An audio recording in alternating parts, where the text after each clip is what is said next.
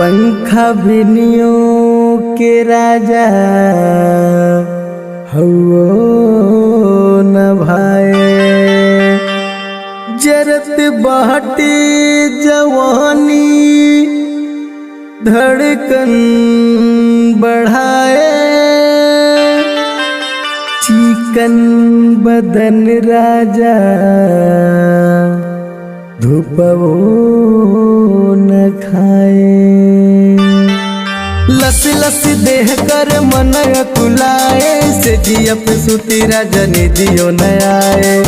राजा सुनो ताड़ा, लस लस देह कर मन कुलाए, से जिया पे सुती राजा निधियो न आए।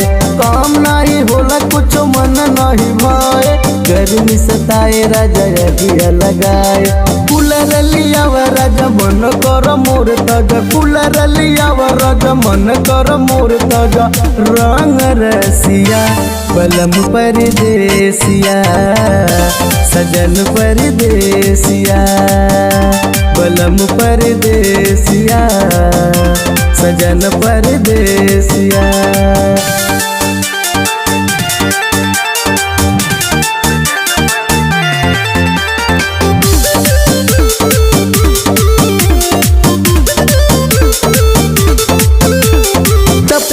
टप के पसीना बलमुआ में कप जाला धोआए, उठ के लाली बही के पहुँचे जो बना जाला रंगाए। राजा का बताए हो, टप टप टप के पसीना बलमुआ में कप जाला धोआए, उठ के लाली बही के पहुँचे जो बना जाला रंगाए। ढोली में भर जाला पसीना कैसे हम सुखाई, रुई लेके पोछा रजब देहिया गइल सियाई।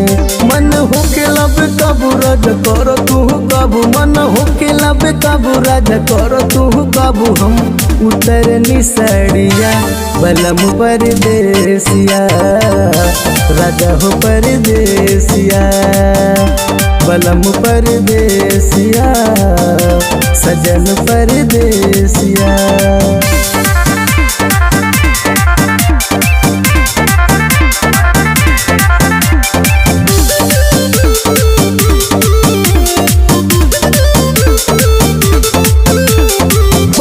के सिल्लिया सजनवा वही पे चल के सोई, मन के मुताबिक काम बलमुआ तबे सट के होई।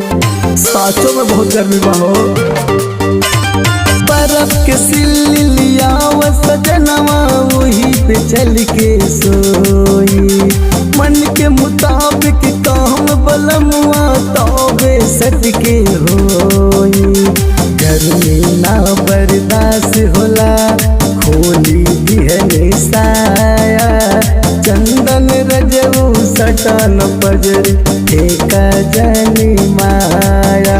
कर कौनो पाय अब कुछो न सुझाए, कर कौनो पाय अब कुछो न सुझाए। तबे सजी से जिया बलम परदेसिया, सजन परदेसिया, बलम परदेसिया, सजन परदेसिया।